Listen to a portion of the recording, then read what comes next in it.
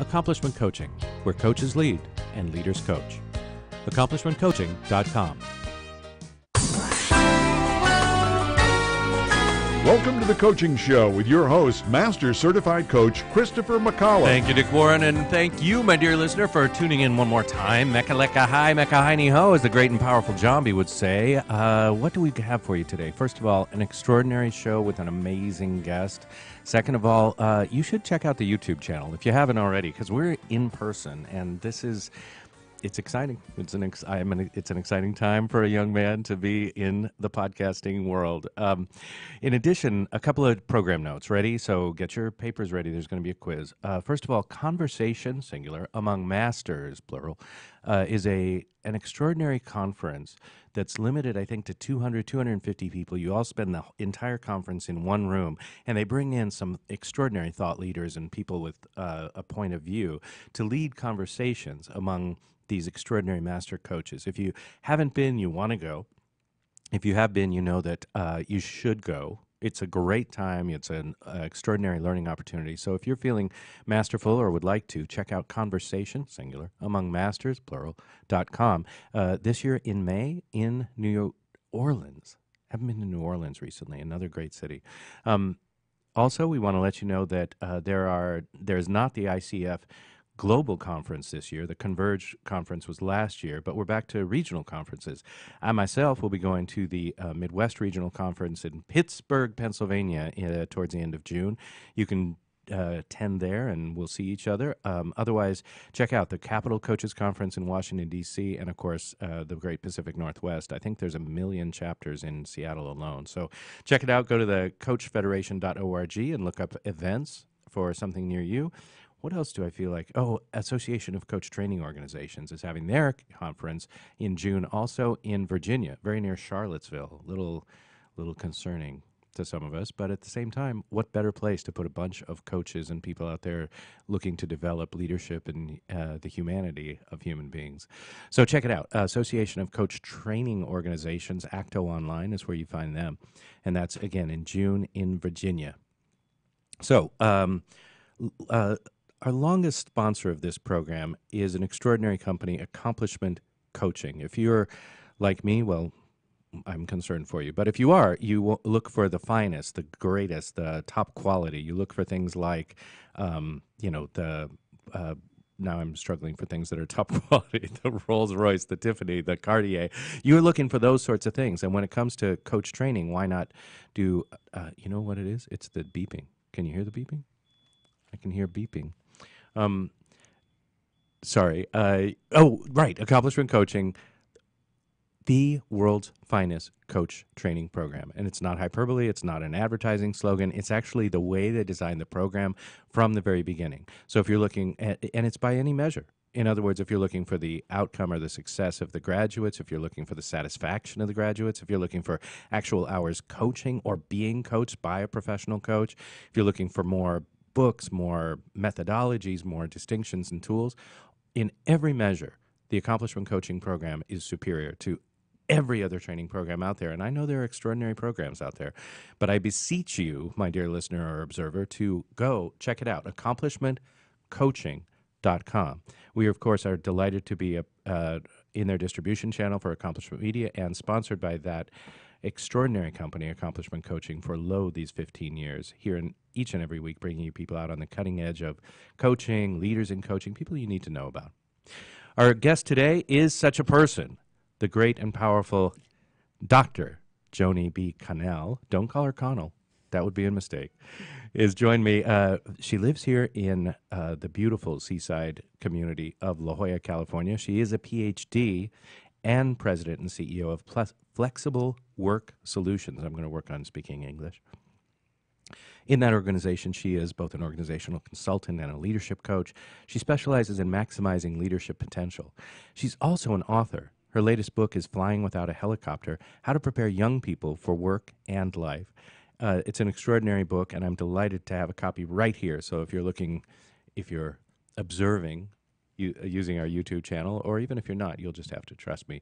And it's recommended by no less than Marshall Goldsmith and Ken Blanchard, to name a couple. I believe you hold a bachelor's from a little place called Harvard University, and you have a PhD. Where's that from again? Berkeley, Cal Berkeley, Golden Bears.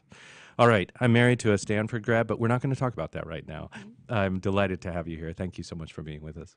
Christopher, it's really a pleasure. It's so much fun to be here in person, too. Yeah, right? We can play patty cake. We can deal cards at the break. We can do whatever we want to do. Thank you so much for taking time out. People, of course, can find you on YouTube and all over the place. But I'm excited to talk to somebody who spends most of your career in organizational leadership and consulting to talk about parenting.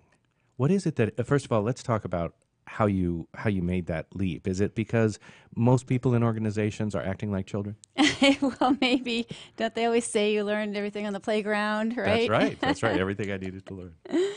Well, actually, it was when I was doing my organizational consulting work, which I still do, it was the complaints I was getting from the leaders and the challenges they were facing. So much of it was around dealing with the millennials. I mean, at the time, we didn't talk about, millennials, this and that. It was just the new generation of people. They're coming in, and the complaints were about lack of communication skills, not being able to receive feedback.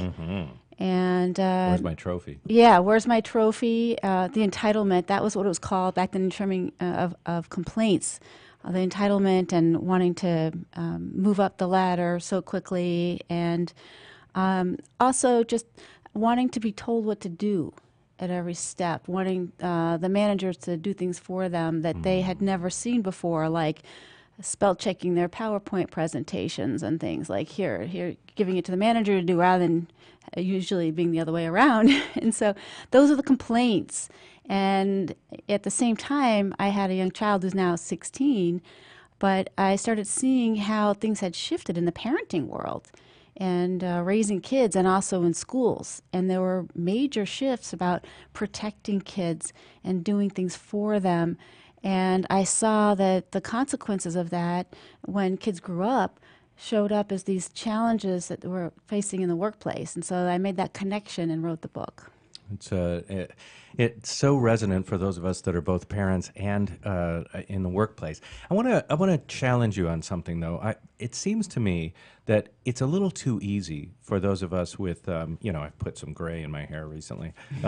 It's a little too easy for us to blame everything on the millennials. Are the millennials getting a bad rap and sort of just becoming the whipping post for everything we don't like in the workplace? Absolutely. Yeah, and you think about it. I mean, who are the parents of the millennials, right? Look in the mirror a little bit about, the values that have shifted. And, there's also intentions, we all are acting our best intentions, and then the consequences, the unanticipated consequences of that. And this goes for the parents as well as the children. Now, this is for me. I really need some tips here, because I have such a house, right? We've got kids 8 and 10, and my 8-year-old, the little prince, I call him, is... my wife is still like helping him cut his eggs. The child is never going to learn anything except how to wave to the crowd like a royalty. You know what I mean? From the litter that I'm afraid his mother is going to carry him around on. So, what if you could just sort of send a message to every parent in Western civilization, at least today, what would you have us do or stop doing immediately? Well, I would say to let go and let live a little bit. I mean, that's a little bit of an adjustment on our mindset would be the biggest thing, right? Just in terms of kids actually are very powerful little beings and very adaptable and flexible. We think that they're fragile and they don't know how to do things, but you let them try it on their own and you'd be really surprised at what they can do. So letting go a little bit, that's the control piece, right? I mean, in part, you want to make sure that everything's going to be okay. I mean, that's really the intention here. It's not to be a bad person. It's to say, no, I want the best for my kid. And the best, meaning I'm going to make sure it all works out just perfectly. But realizing that it's not always going to be that way. And kids learn by making mistakes, right? They cut the eggs, they get it all over the table, the floor, Right. whatever, their face, right? So, they do that a couple times, they learn how to do it right, and then they get it from there. You don't have to continue doing it for them. So letting go. I also have a little statement about being a coach as opposed to a concierge. Oh, that's beautiful. I'm going to write that down immediately. Say more about that. Right. I mean, as a coach, it's about asking questions and having the person, i.e., the child, figure it out and learn how to make the decisions with a guided questions. Right. So you're asking them the questions to get them to think about what they need to be doing. If they need to get ready for school in the morning. What do you need to bring to school? What classes do you have today? I mean, maybe at 8, they're not thinking that much, but, like about your lunch.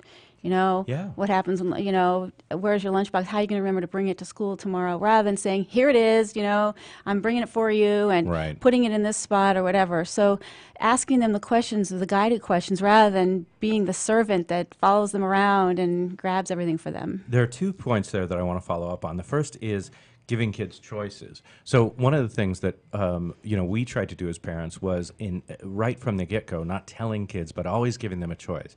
Do you want to wear this or that? Do you want to go here or there? Do you want to eat lunch first or second? Right, so that they got used to having to make decisions in life. And I thought, oh man, I'm a brilliant parent because I think that.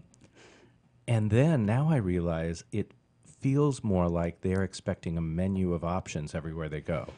Right, so it's backfired a little because they're sort of like, "What are my choices?" It's like, "Can I see the menu?" No. Here's your choice. Anything about giving our kids too many options, or anything there for you? It's really funny because I had a personal experience with that too, and I remember it was my father who was there, and he said to me, there's such thing as too many choices, and you're giving your little child all these. And I was like, at first I thought, well, you're just old and out of date. And, like this is what America's built on. And then I realized that he had a point, because sometimes you don't have a choice. And that's a really good lesson in life, when we always ultimately have a choice of whether we're going to walk away from our job and have to go find something else or be homeless, whatever it is. I mean, that's a horrible choice. I mean, so if we're not talking like at that level, we're talking about, your boss tells you to do something and it has to be done by tomorrow. It has to be done by tomorrow. And so then you figure out a way to make it done. Or you're in school and your teacher is telling you, no, you can't chew gum in class. You can't have a choice, you just have to not chew gum in class. So we have these points in our lives where we don't really have so many choices and we have to be able to get by. So that, I don't know what you were asking for exactly. What is a tip on that is letting the kids realize, like, no, this time I'm making the decision. That's it. You don't have a choice in this situation, and they have to understand that it's good practice for when you really are kind of stuck.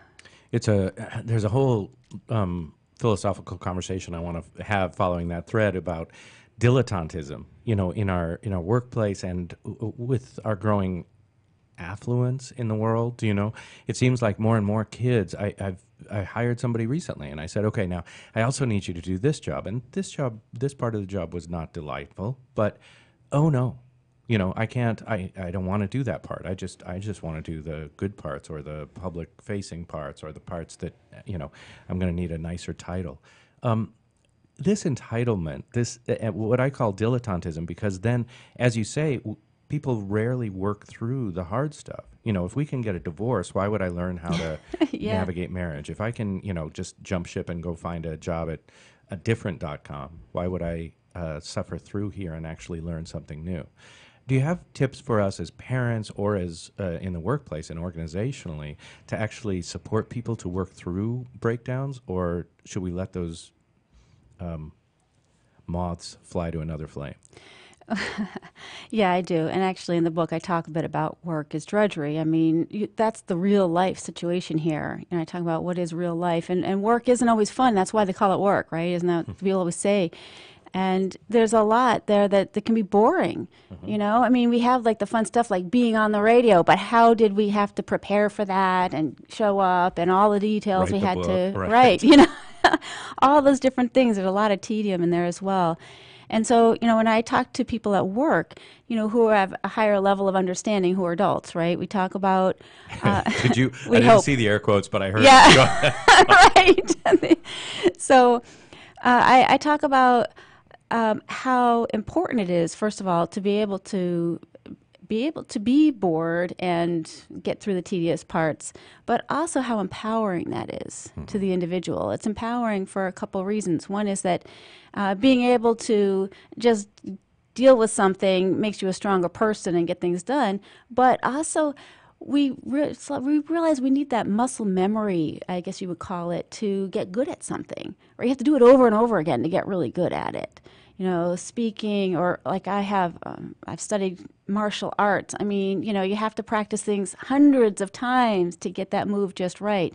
The same thing at work. If you want to get really good at public speaking, or you want to get really good at coding, and you're writing code, you have to keep doing it and learn how to test it and take the bugs out. So with adults, learning that it takes practice to get good helps them understand that, you don't just get to try it once and then move on to the next thing.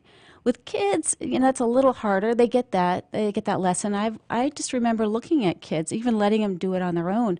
My daughter, when she was learning how to jump rope, or shoot a basketball into the hoop. I mean, when she's a little kid, trying to hit that hoop was really hard.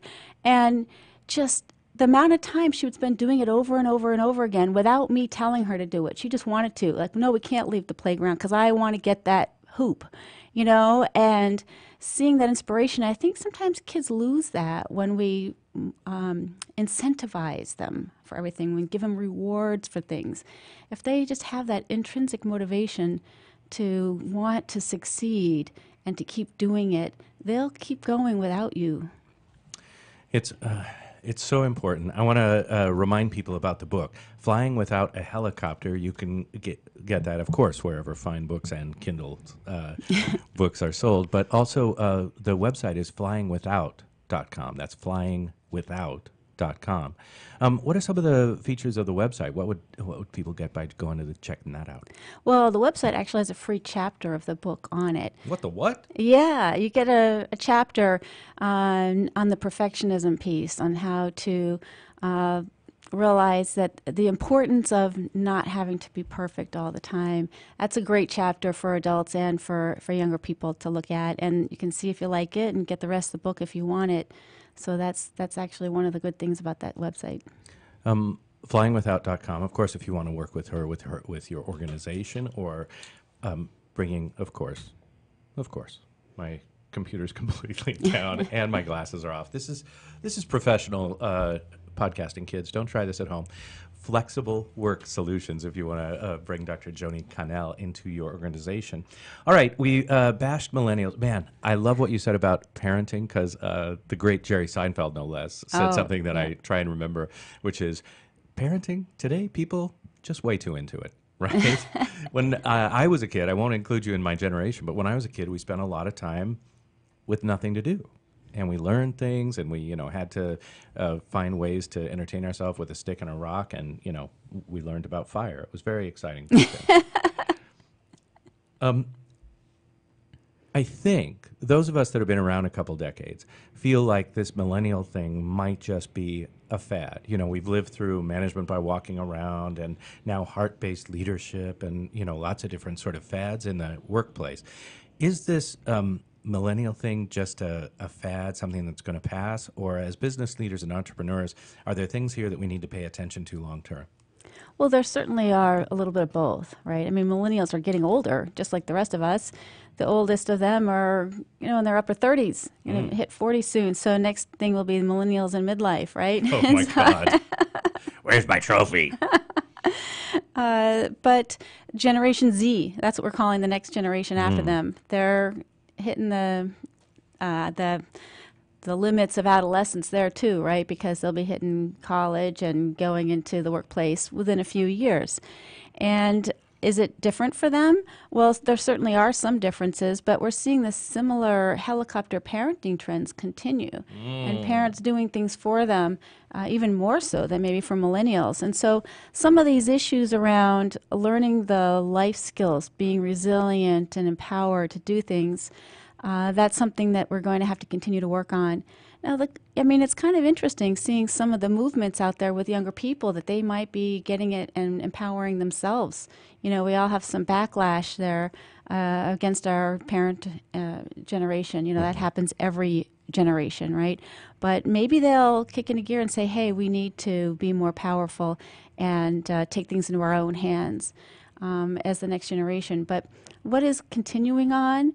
It's the life skills, I think, is a real challenge, and the technology, which is another thing that's really impacting people's ability to make relationships and communicate well. And, there's a little bit of entitlement there, too. I mean, we've got everything, right? Everything is around exactly what you want. And so there's less of a tolerance for getting things you don't want.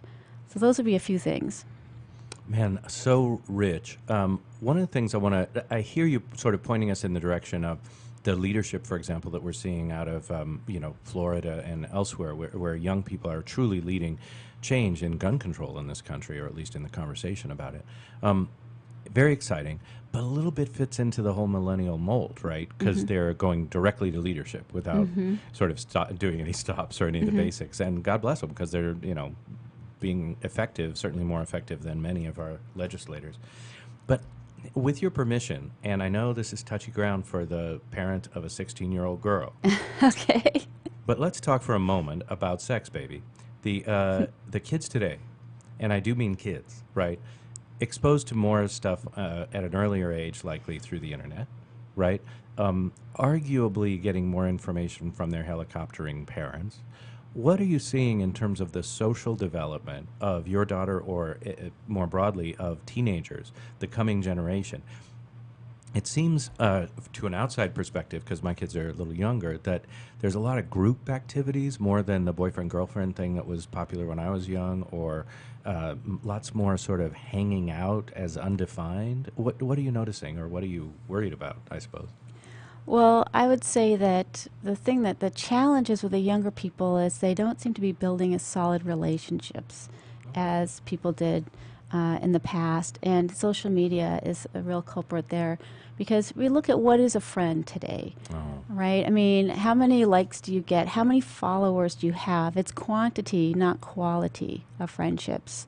And when I look at you look at teenagers and preteens, you're getting in middle school. Your kids are going to get there real soon there. Yeah. It's the mean girls is a big problem for the girls. And boys, it's the same thing, right? We talk about bullying a lot and all of that.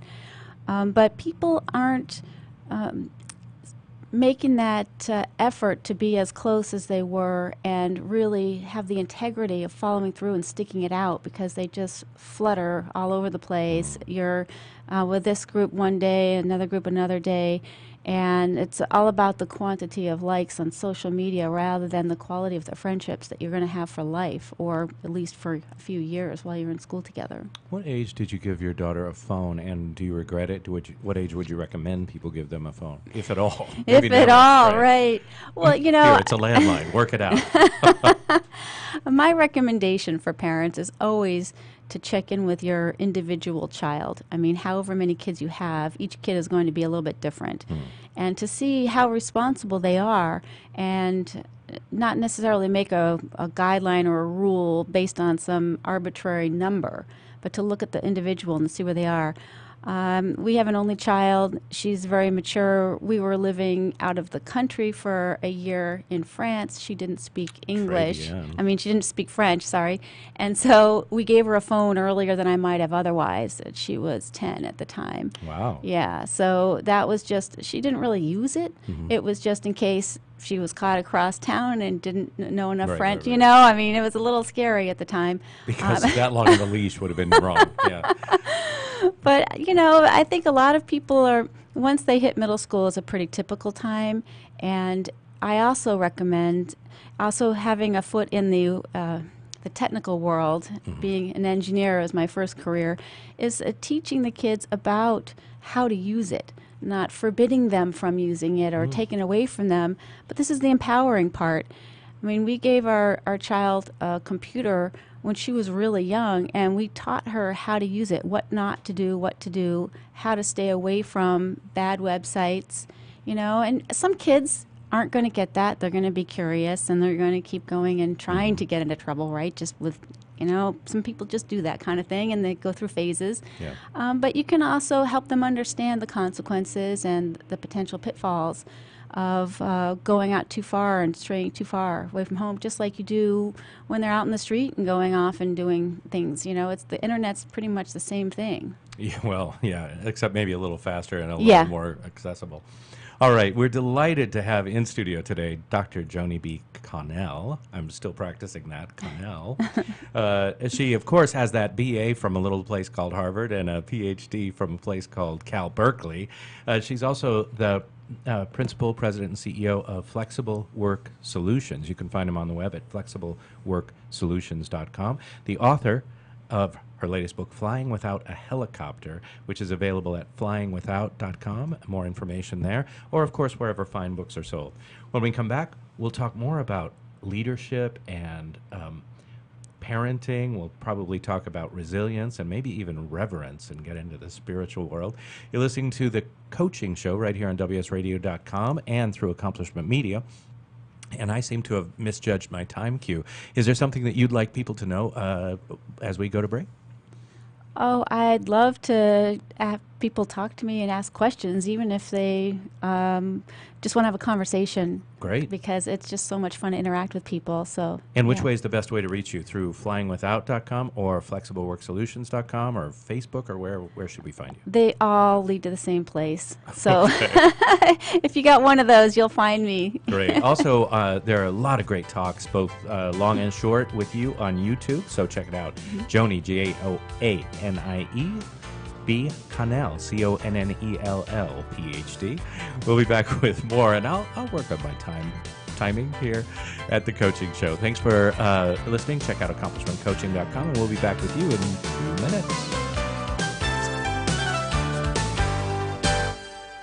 Tired of presentations with no impact, no inspiration, and no traction? Do dull speakers have you and your team disengaged and distracted by smartphones? Christopher McAuliffe brings energy, insights, and 2 decades of experience, delivered with punch, humor, and heart. Your team will leave energized, uplifted, and with a sense of purpose. Visit ChristopherMcAuliffe.com to bring some heat to your next speaking engagement. McAuliffe.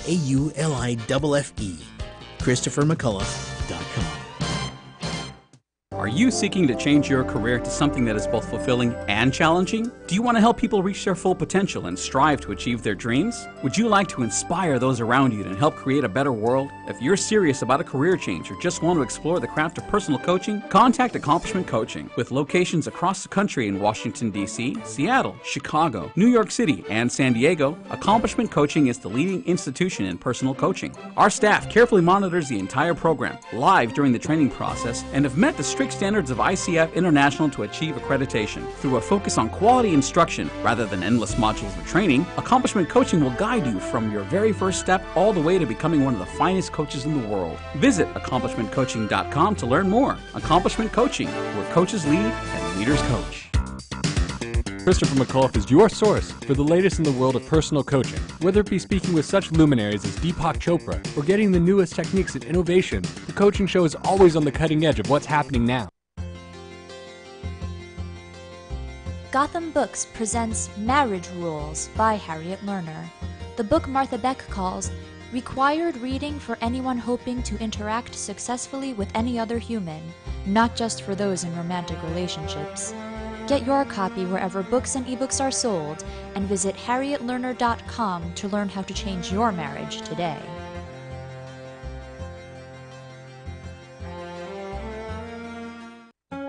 Do you want to be a professional coach? Are you in business trying to make a real difference with people you manage or work with?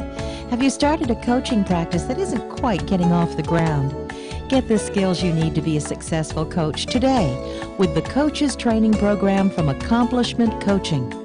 The Coaches Training Program will show you how to help others focus and be more fulfilled.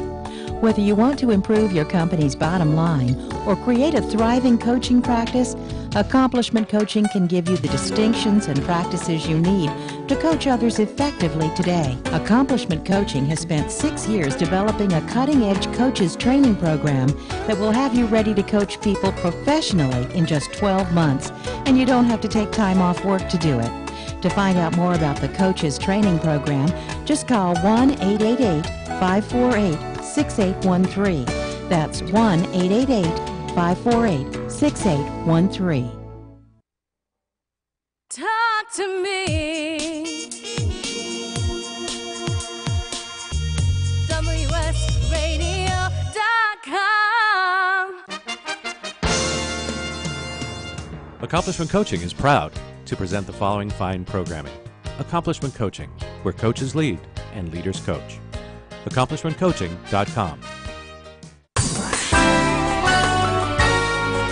Welcome back to the Coaching Show with your host, Master Certified Coach Christopher McAuliffe.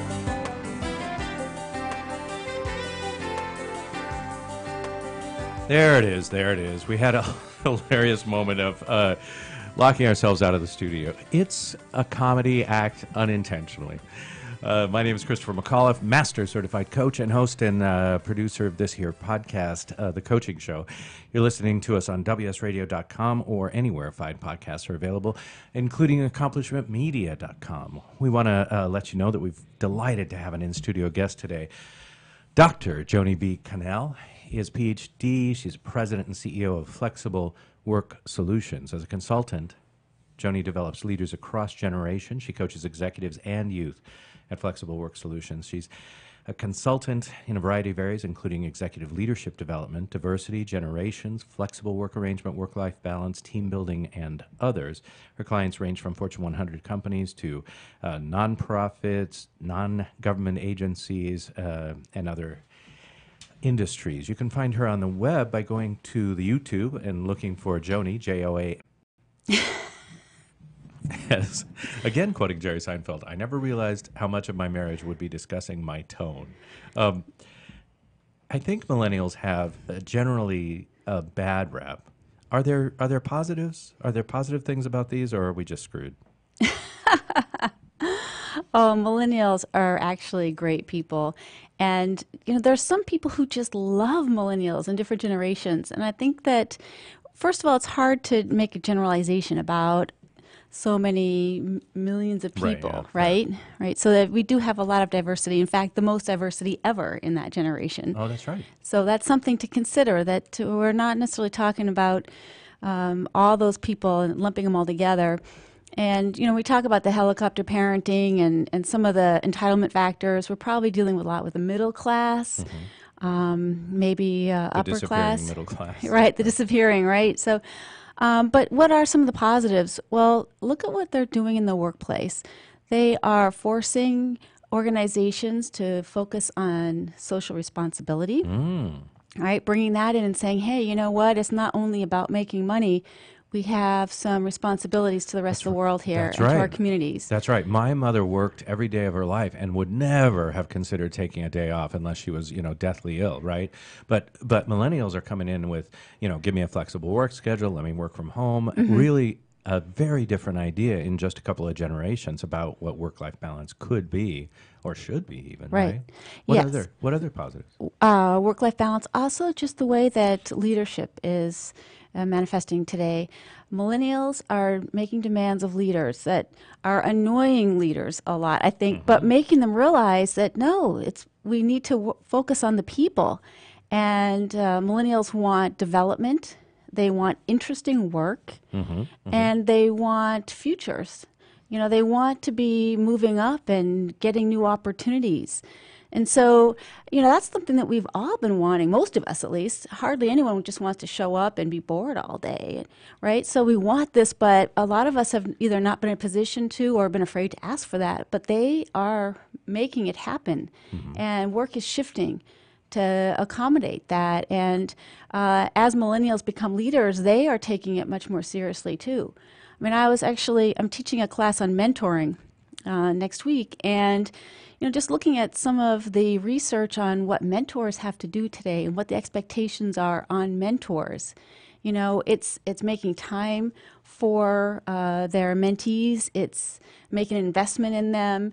It's putting together a whole program and to focus on them rather than just like, hey, show up, come Right. follow me. If I'll give you 2 minutes.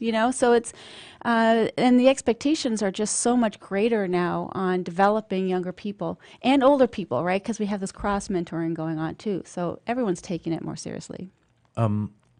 When your client, and I'm thinking about an organizational client now, maybe let's call it a Fortune 100 company, comes to you and says, look, we're about to do, I don't know, some substantial hiring. Let's say we're going to get 100 people in here for a new division or to expand a division. Is your recommendation, is your idea that it's a good idea to hire millennials? Is it a better idea to hire an older workers or workforce? Is it a better idea to have diversity and sort of a little bit of everybody? What is that something you might consult on or work with people on? Oh, yeah, but I would always find out what the needs are of the organization, right? And there actually are many organizations today that are having an issue where they don't have younger people coming in, especially in the trades and some of the technical kinds of worlds. I mean, not Google and those kind of tech jobs, but where people aren't as interested in those kind of jobs, and so they have a huge gap. And so for them, absolutely, they need to find a way to bring millennials in and to adjust the company to make everyone work together. But normally diversity is the way to go because, I mean, look at the advantages we've already seen on diversity in terms of gender, in terms of ethnicity and background, but age too, the different types of skills that people have and the perspectives, the wisdom that older people bring in, some of the tech skills that the younger people bring in, the creativity, the fresh ideas. I mean, these are things that are important to have across a company. Yeah, you can't go without. It's so important. You know, one of the things that sort of the subtext of our conversation is cultural awareness. When you speak to, I'm reminded of one of my first jobs back in the day, and I'd like to sincerely apologize to those people, was Deloitte.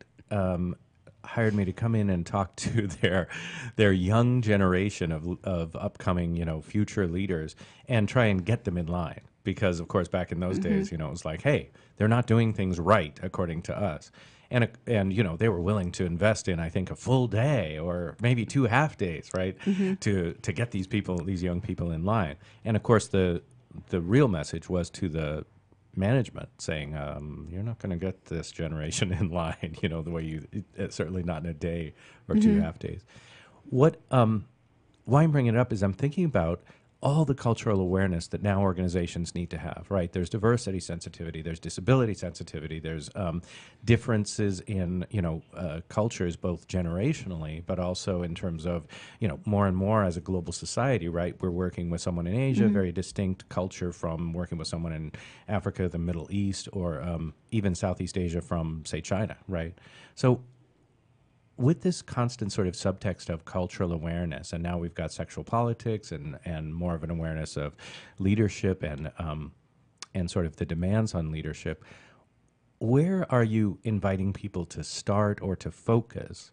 Because it can seem overwhelming for not only organizational leaders, but even upcoming leaders, people who are just showing up in the workplace. That's a lot to manage.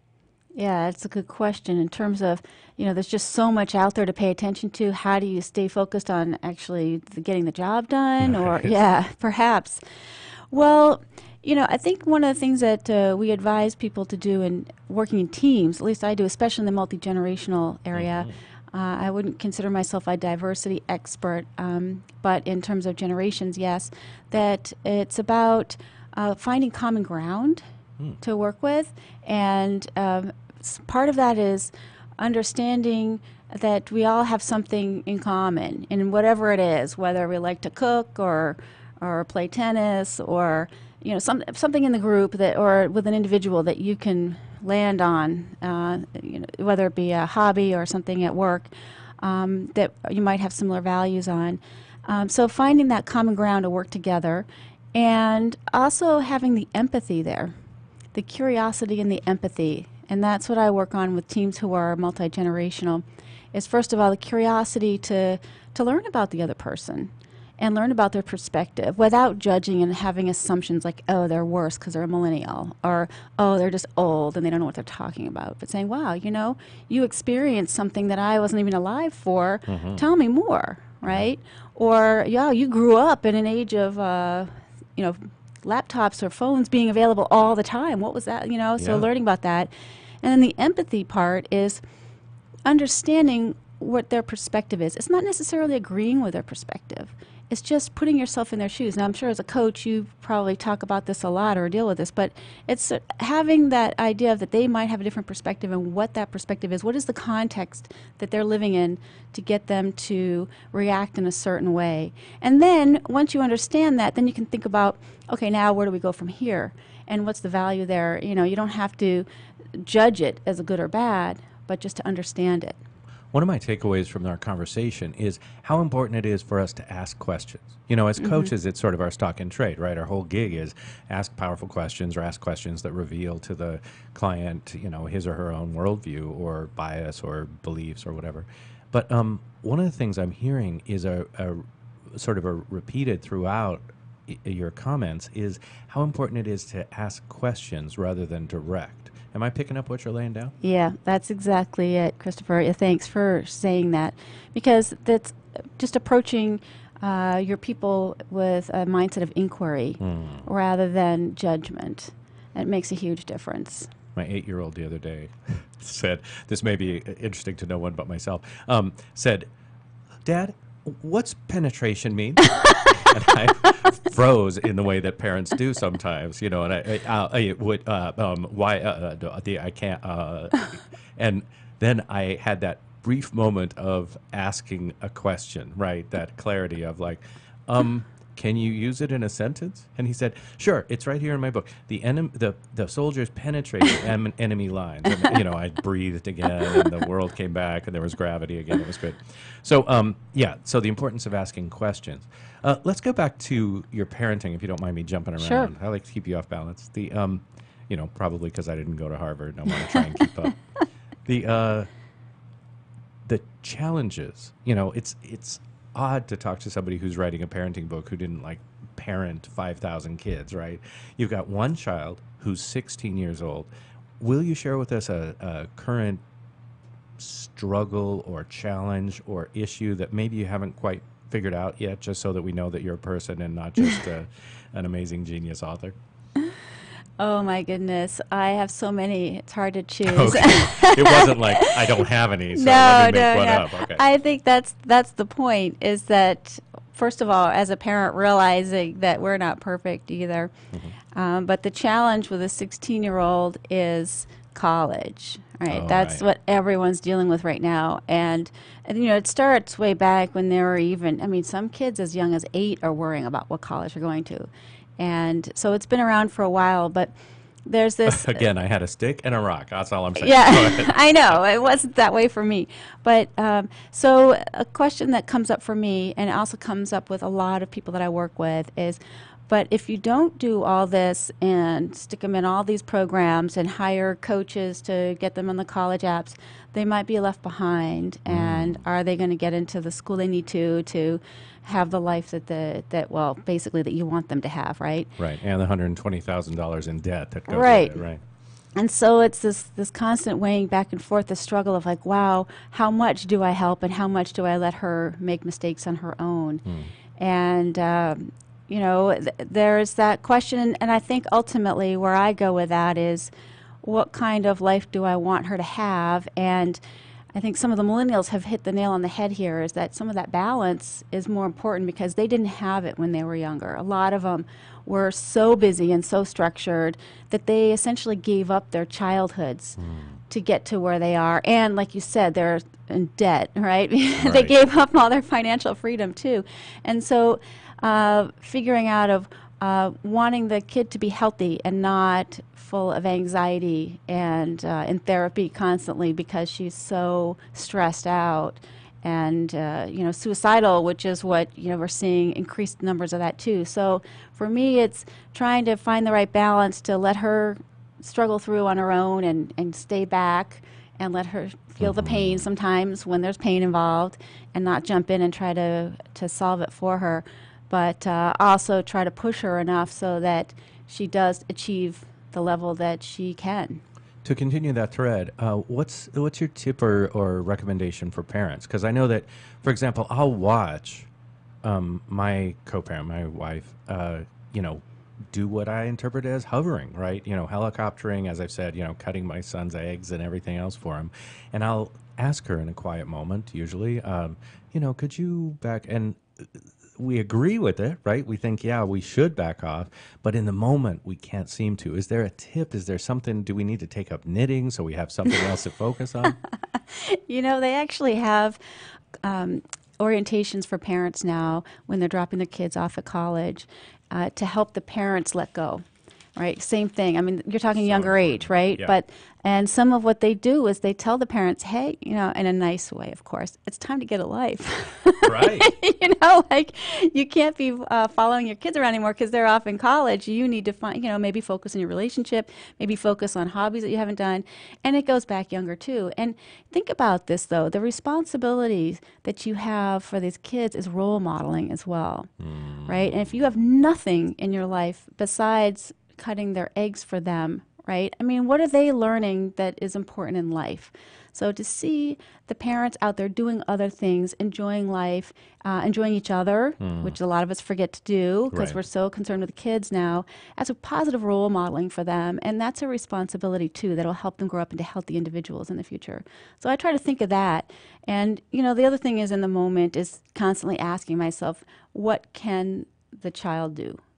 What can't they do? What can they do? And how much, can I let them take step-by-step approach? Maybe it's also the context, like we're in a hurry today. I don't have time to do the laundry because the kid makes a huge mess, So I'm going to do it for them. But, today, whatever day it's, we don't have anything going on, I'm going to let them struggle through it and figure it out. Beautiful. Let's talk, I like to bounce around. Leadership. You work with everything from Fortune 100 companies to non-for-profits and NGOs to solopreneurs, entrepreneurs, people just starting out. What's something, if you could wave your magic wand and give it to people who work in organizations, organizational leaders, if you could shift one thing or give them all one gift, what would it be?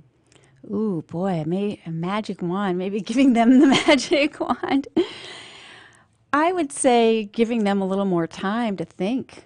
I mean, I think that's what we're missing so much is time to think and reflect. People are so busy on their phones answering questions on emails and texts without actually stopping to think.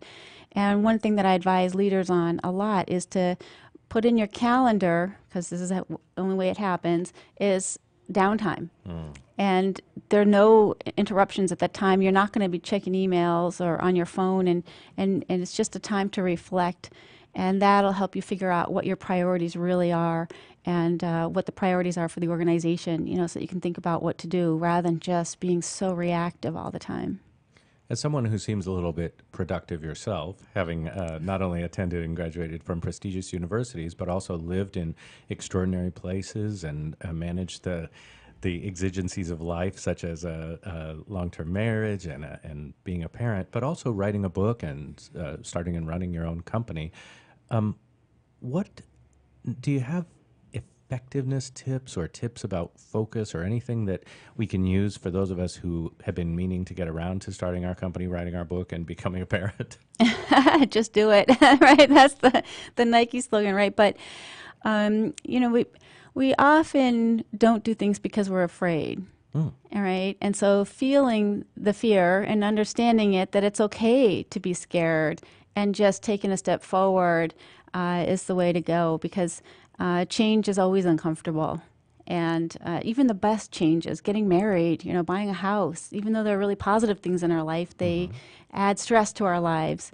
And so understanding that there will be some stress and some discomfort, and being willing to deal with that is what will help you move forward. Your spouse is an extraordinarily successful human as well. And what's his job? He's a lawyer. Oh. A very successful one. Yes, very actually. Successful one. Yeah. I think you dropped something. Okay, so how do you run the house? Two busy, extraordinary, brilliant people, and then there's a kid. Well, I won't say there isn't any conflict.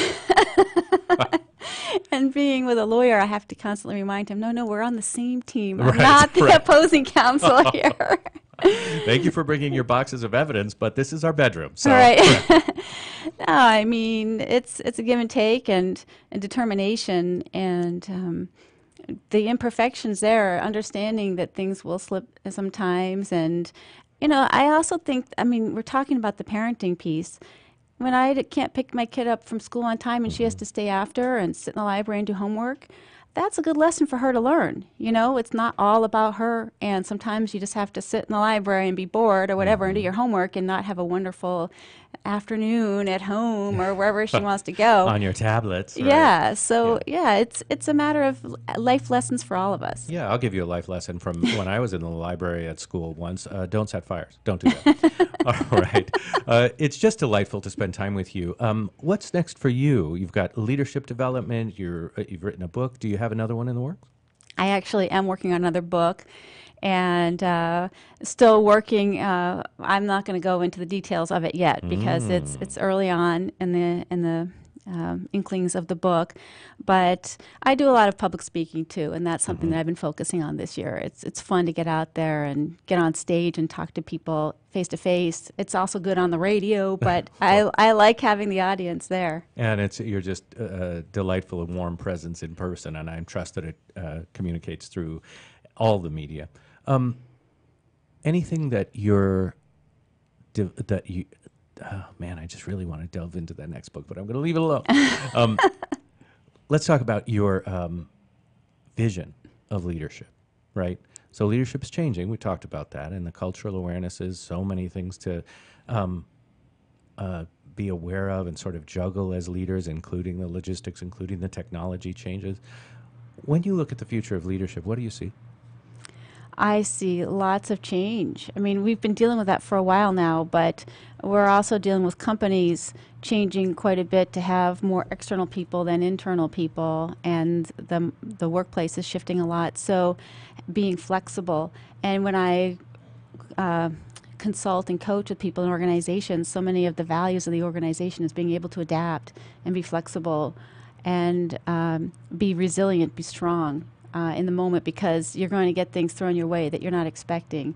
So those are the things that I think are also so important, especially for the millennials who didn't have as much of that growing up. Those will be focus points for them to develop. Change. Anything that you're reading these days or recommending to your leadership client? Oh, my favorite book is, a new edition just came out, which is True North by Bill George. Oh, nice. Yes, I love that book because it's about your compass, finding what is your true north, and that's what he says is your direction as a leader. And there's a lot of information there about authentic leadership as well, which I find extremely valuable. Bill George, the man with two first names. Well, our time has flown by. We're down to our last minute and a half or so, and I want to give it to you. If you had a parting thought or a parting shot to tell 50,000 or so coaches today, what would you have us know or think about? Well, I would say that dealing with the different generations of people is an important thing to think about, because there are a lot of conflicts out there, and more so than in the past, just because our shifts in the workplace are accelerating with technology and the globalization. So considering how you can be aware of that and also help people manage those kind of conflicts by having that inquiry mindset and working with empathy to get them through that, then you'll have people getting along much better. So great. Thank you so much for being with us. You're a delightful in person, and I'm honored to have spent time with you. Thank you. That's Dr. Joni B. Connell. You can find her, of course, through her book and the website for it, Flying Without. This is Flying Without a Helicopter, How to Prepare Young People for Work and Life. If you're watching us, you can see an actual live copy of it. Of course, it's available wherever fine books are available. And if you've got an organization or are thinking of starting one, check her out at flexibleworksolutions.com. Thank you so much for being with us. All right. I would normally at this point give you program notes, but I'm not even going to look for them. I'm just going to tell you thank you for being with us, our dear listener. We appreciate you very much. Each week here, right here, we bring you people out on the cutting edge of leadership development, of coaching, and just plain human development. You're listening to The Coaching Show, our privilege to bring you this program for over 15 years, right here on WSRadio.com, the worldwide leader in Internet talk, or through AccomplishmentMedia.com, or wherever fine podcasts are available. We will talk to you next week. Thanks for listening.